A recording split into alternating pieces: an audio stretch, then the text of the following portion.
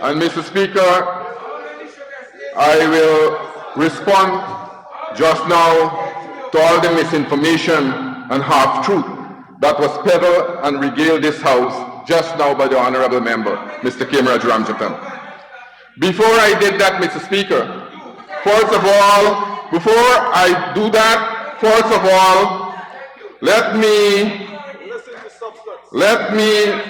congratulate my distinguished colleague and brother, his team, for bringing to this National Assembly and formulating a budget that is robust, dynamic, comprehensive, and transformative.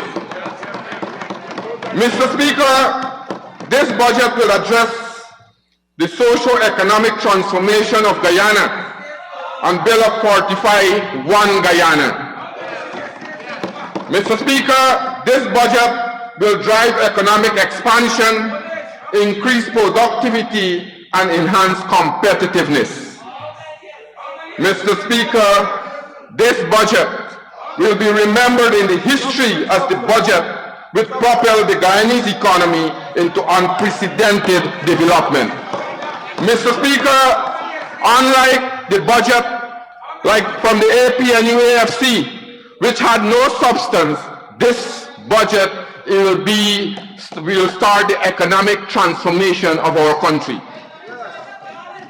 And Mr. Speaker, just now we heard a number of misinformation, and I want to correct the Honourable Member. This here is the august body that we formulate laws, and when we come here we must be very truthful. You're talking about climate change. What did the APNU-AFC did for climate change? You all bought 12 defective pumps from India and brought it to Guyana. 12 defective pumps you all brought.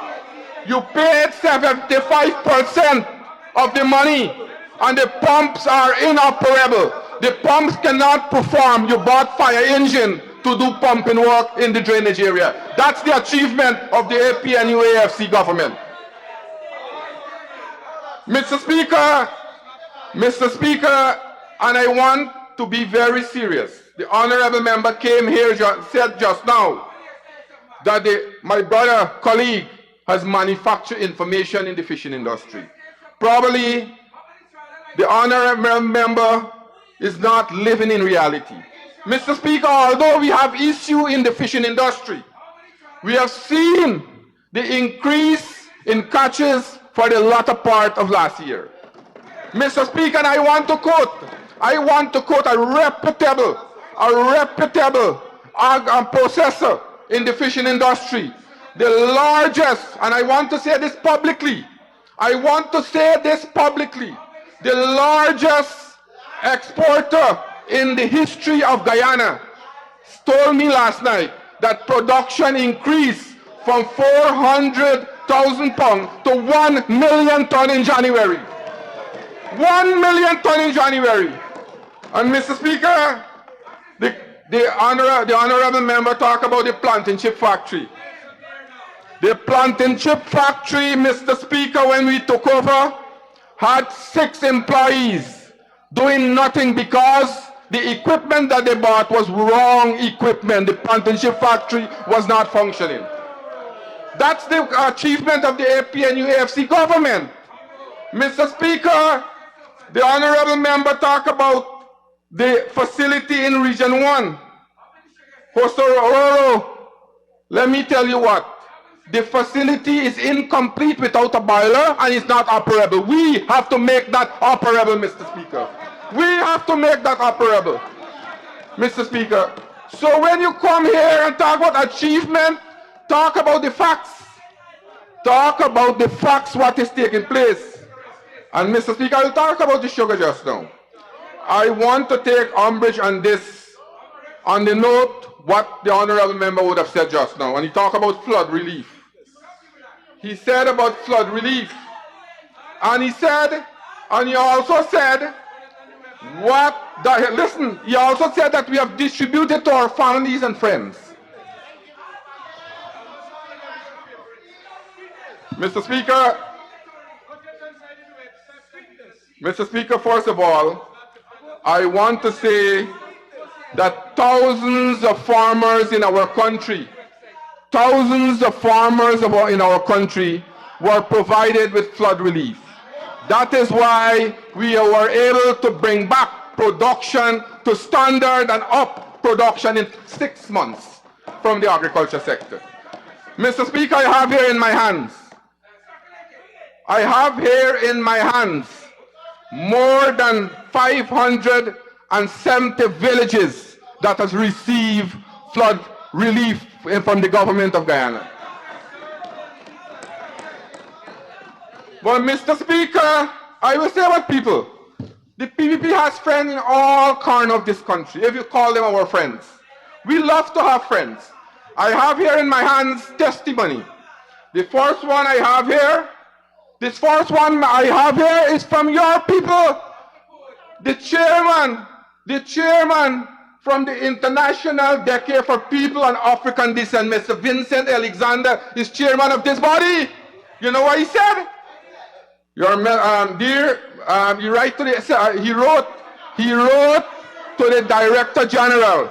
He says, please accept our appreciation for following through on the commitment of the Ministry of Agriculture to provide flood relief to our members. This, Mr. Speaker, that is we have friends in this organization. Mr. Speaker, we have here a letter from the Victoria community. And hear what they said. I want to read it for your understanding, to know that we have friends and we have supporters in every corner in this country, Mr. Speaker. Hear what they say. Hear what they wrote. I will read. Dear Minister Mustapha, appreciation for assistance. Victoria Community Development Council, in collaboration with the Victoria Northbrook Farmers Group, would like to formally thank you and extend to the Ministry of Agriculture and the Government of Guyana for the assistance we received during the flood. These are our friends, farmers in these areas. Mr. Speaker, I have here, and it's hurting you all, because you know what? You feel that you all own a set of the population in this country, but not more anymore. Not anymore. They're coming to us because we help them. Mr. Speaker, again I have here. Dear Mr. Mustapha, we the farmers of Ithaca community and the Ithaca Cooperative Society would like to extend our sincere gratitude to the President, Dr. Irfan Ali, and the Minister of Agriculture for the timely intervention with the cash grant. Ithaca. These are our friends in Ithaca. Mr. Speaker, I have it here again. You know, I will go through each and every one of this letter. You know what? You know why? Because you is accusing people in these communities that they receive flood relief wrongfully, and I will be going back to these communities to tell them that the PNC and APNU AFC accuses them of receiving false flood relief. I will go and tell them. Mr. Speaker, the village of Seafield and member of the Rainbow Generation Farmers Group suffered greatly during the recent flood. We lost our crop and animal. We were relieved to hear the President say the government would give us the flood relief cash grant. We collected ours during the Region 5 distribution, and it has helped us so much to go back to the field and start back our farming. This is the Seafield. We have friends in Seafield. We have supporters in Seafield.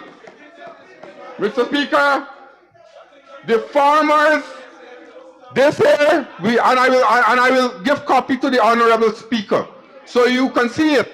You can see it publicly. I am raising this so that the people in this community will see that we are making the representation for them in this National Assembly. Mr. Speaker, again, the farmers group of Belladrum community extend appreciation to the government and the President for giving them relief.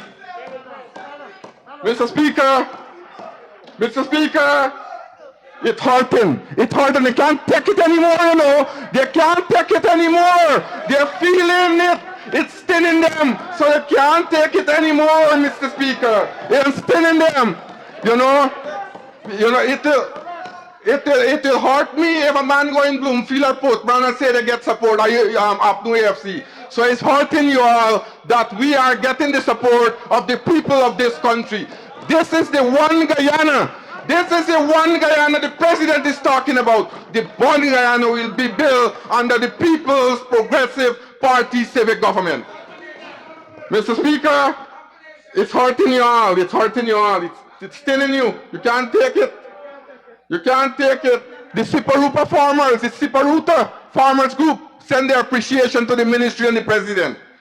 Mr. Speaker, the farmers of the Zion Methodist Church and the Central Methodist Church group are very grateful for the assistance they received from the government during the recent flood. These are our families and friends. The entire country of Guyana, all its citizens are our families and friends.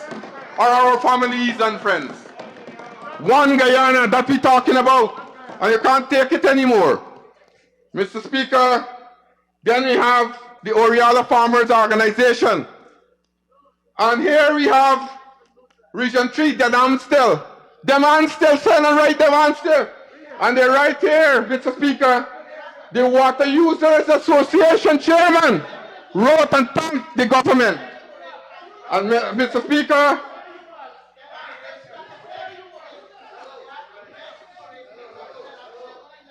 I heard the honorable member say yesterday about, he said yesterday about the Macalais Victoria area, Golden Grove Victoria. We have the Golden Grove Victoria Farmers Association thanking the government for the flood assistance. So, Comrade Speaker, I can testify, and probably the honorable member is correct, that the PPP civic government have families and friends right across this country, in every corner of this country, and we will have no apologies to assist these farmers.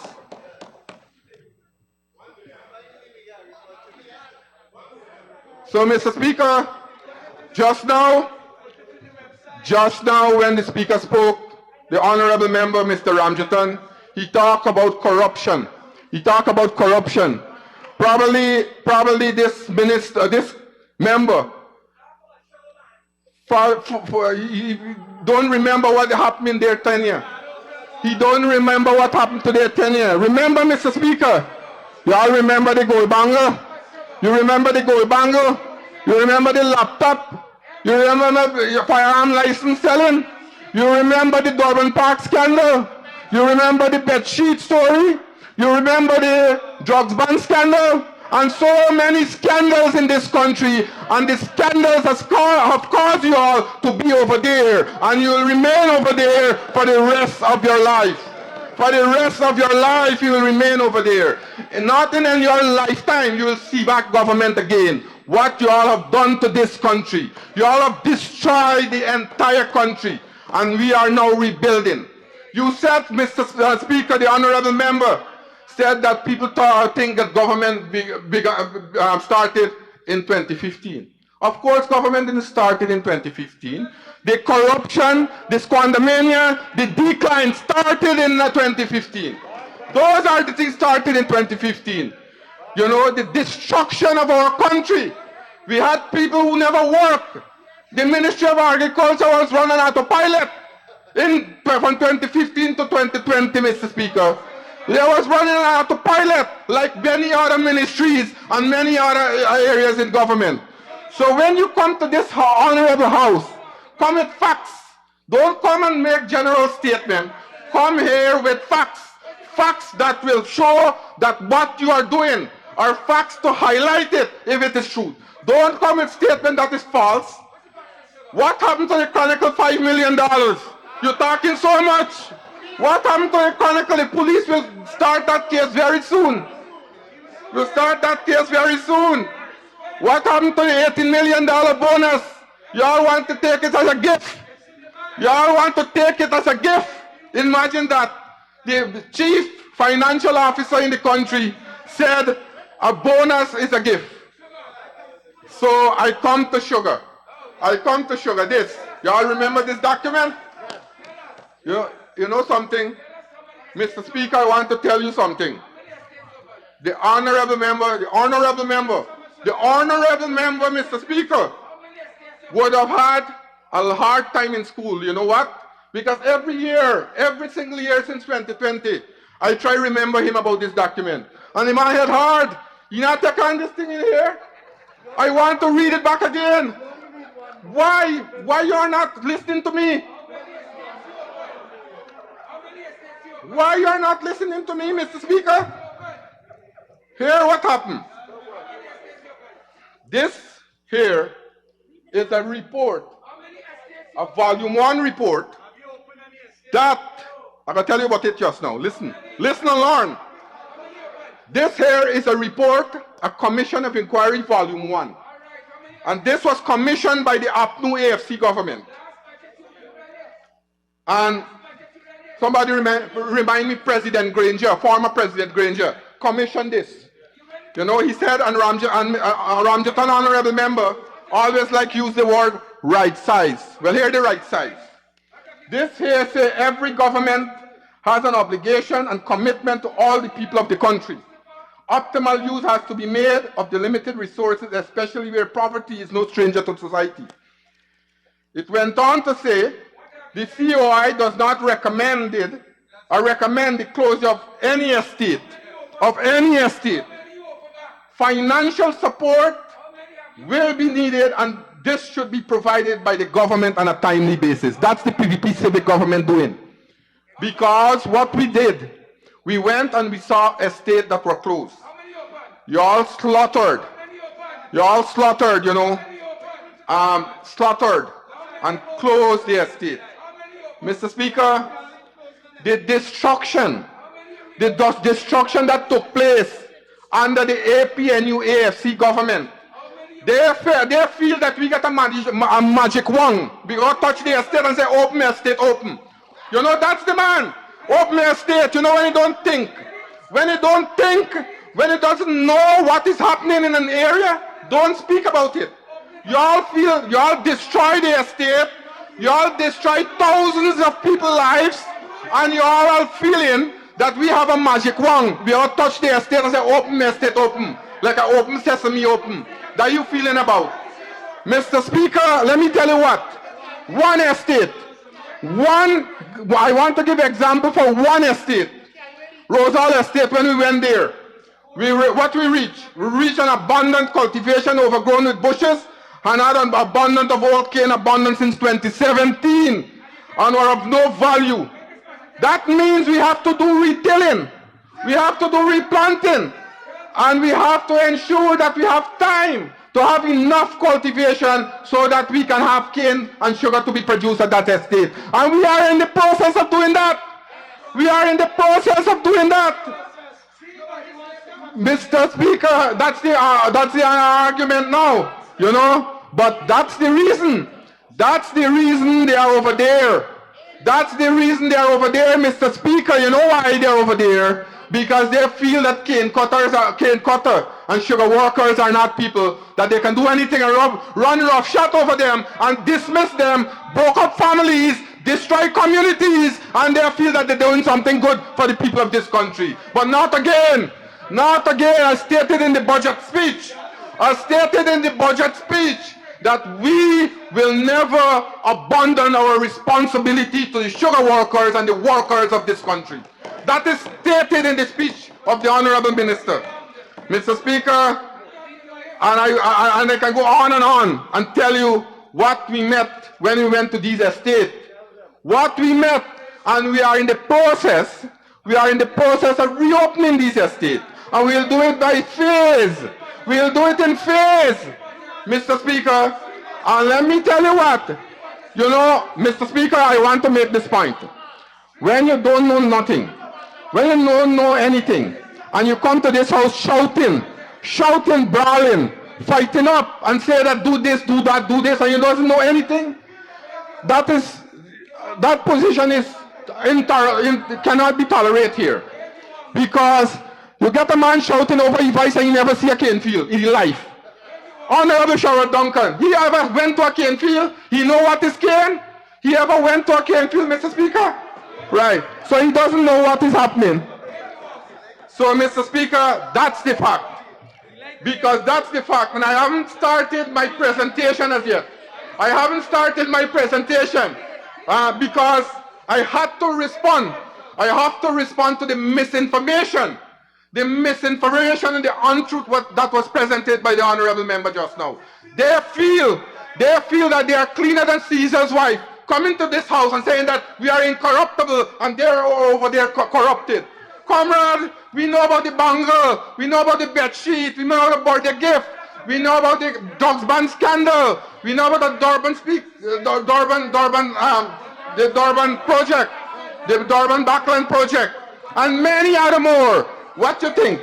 If you all were doing good, if you all were doing good, you would be over there. If you all were doing good for the 5 years, you would be over there.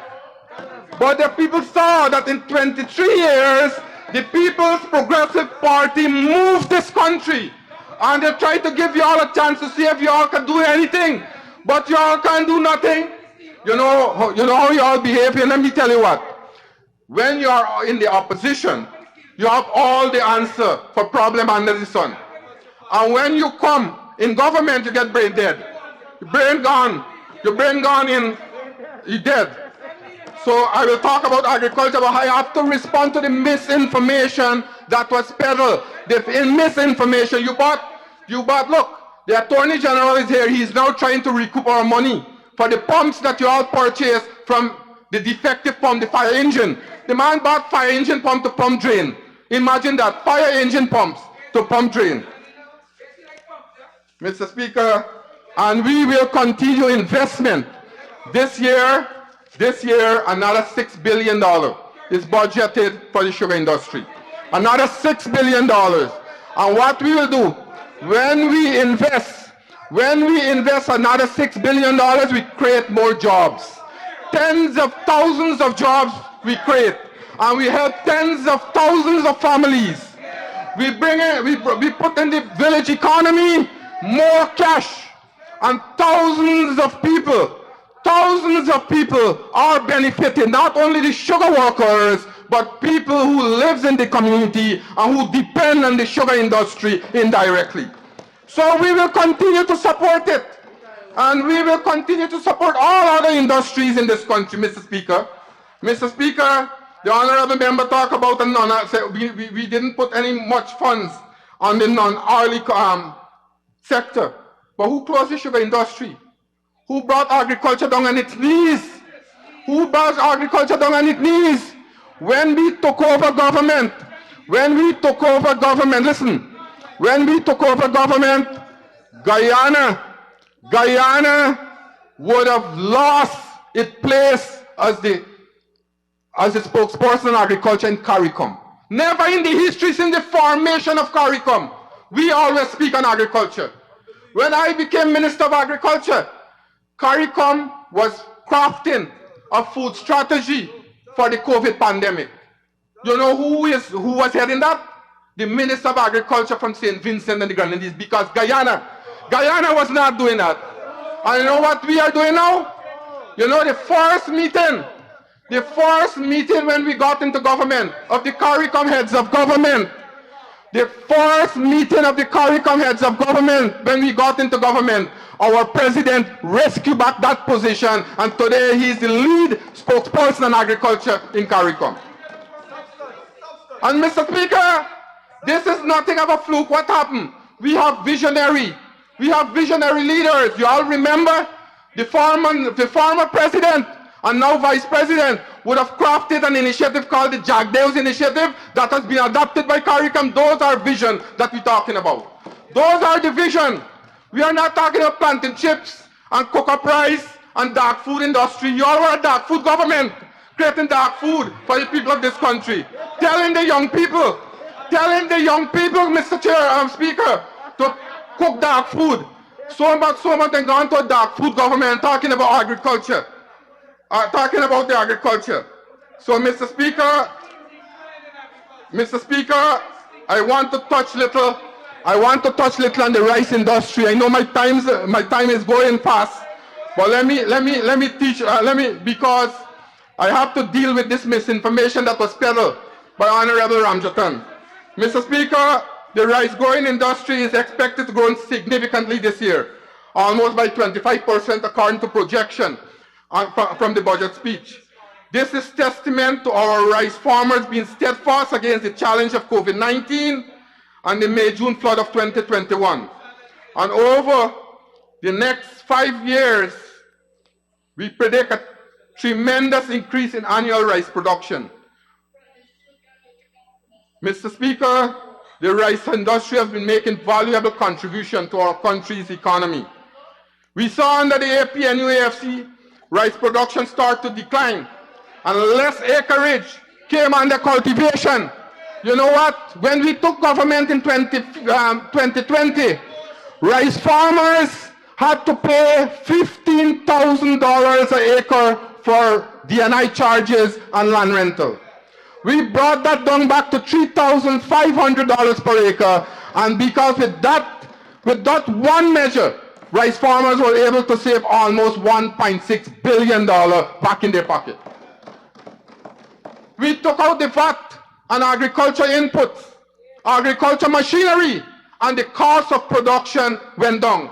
That's the way how to run an industry, not to tax people, not to put increased fees, Mr. Speaker, and burdens on the backs of the farmer. All the burdens that were placed on the backs of the rice farmers of this country was we took out those burdens, and today the rice industry is again prospering. The rice industry is moving leaps and bounds, Mr. Speaker.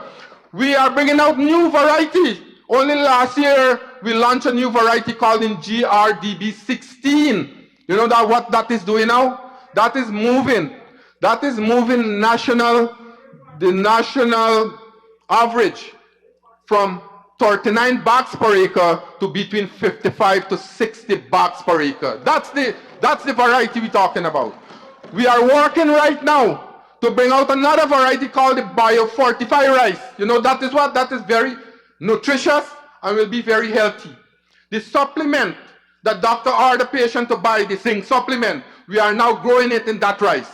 That rice will attract lucrative price and preferential price, the biofortified rice.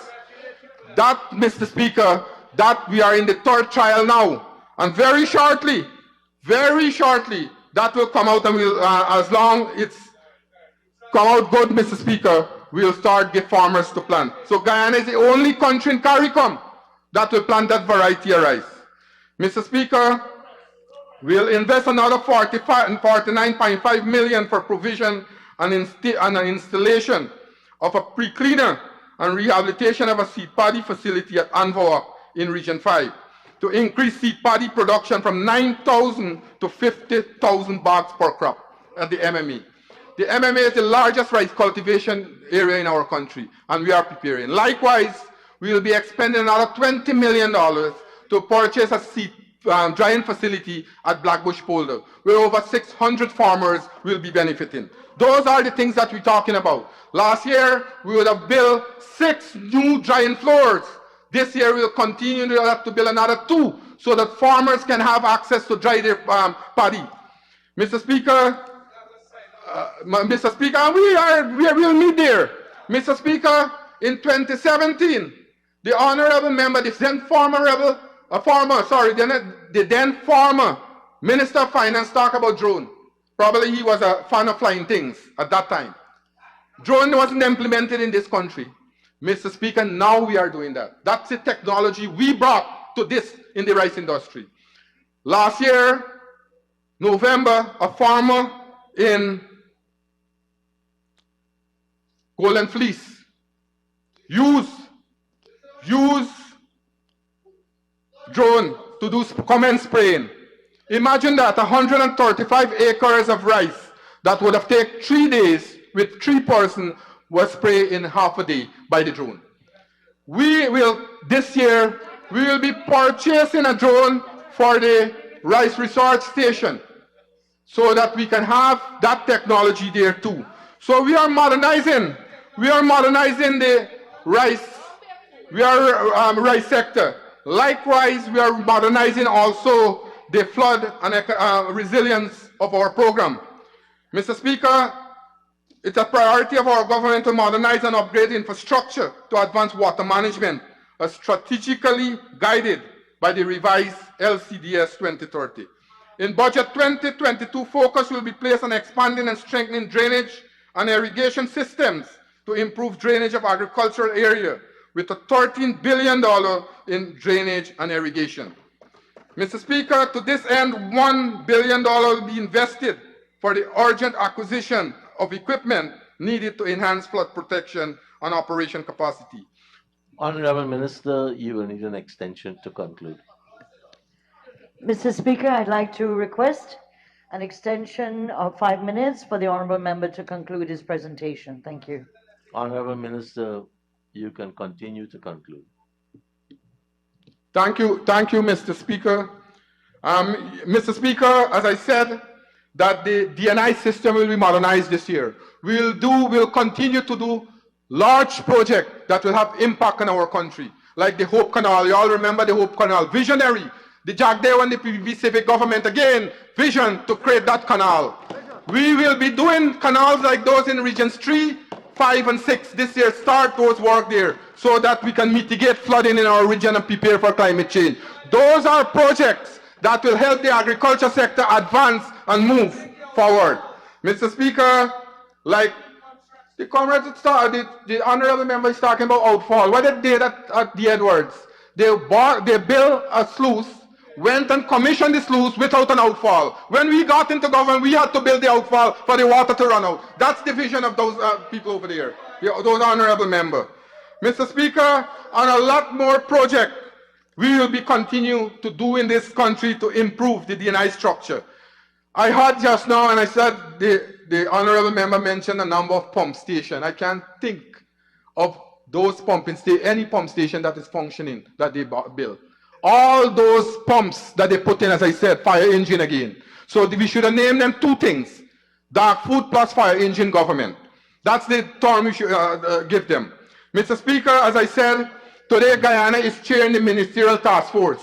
We have prioritized items and commodities that we are pursuing. We have already started the trial run with the corn and soya beans. This year we will continue to expand that. Last year we started 125 acres. This year we will continue to expand it to 2,700 acres so that we can move this process forward. The feed industry in our country, we import close to about $30 million annually in feed. We want in another 3 years to be self-sufficient and another 2 years from there to be a net exporter of corn and soya. That's the vision we are talking about. Those are the policies that change people's lives and improve our country. Mr. Speaker, it will be remiss of me if I don't mention this project. And this is the Agriculture and Innovation Entrepreneurship Program. This is a program, Mr. Speaker, was launched recently by His Excellency the President. This initiative stemmed from the President's and the PPP Civic's unwavering support for young people and their needs. We are not telling them to go and cook dark food, or do cook up rice, or do pepper sauce, or bake breadfruit chip.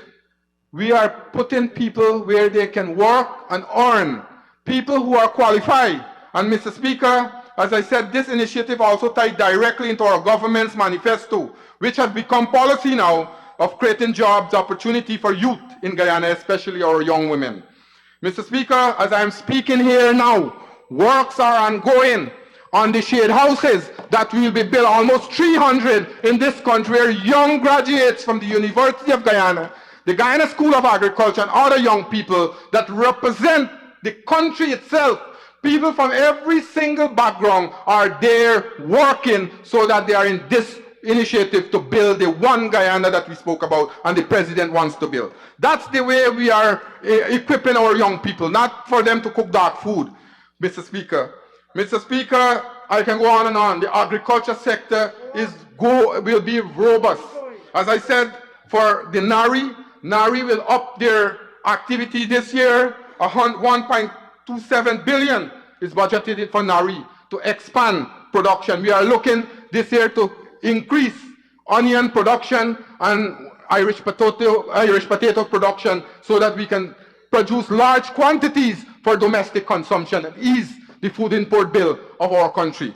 Mr. Speaker, in the livestock sector, I said, I received a message here from GLDA, and I can say I received a message from GLDA that told me that the GLDA hatchery and hatcher were done before 2015. Don't come to this as National Assembly and be untruthful. Look, they just send me this message and say, and I am saying it publicly, it was done in the PPP civic government and they're taking credit for it. They're taking credit for it.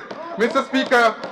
Speaker, in agro-processing, we are moving rapidly. We are having agro-processing facility to build in our corner of this country. Region 1, Region 6, Region 9, and every corner. And we are giving equal opportunities to people across our country. Mr. Speaker, over the last year, 42 new agro-processors have come on board, and we have increased the items to 292 new products in the GMC shop. And we can go on and on. As I said, the livestock development, we are moving at a pace.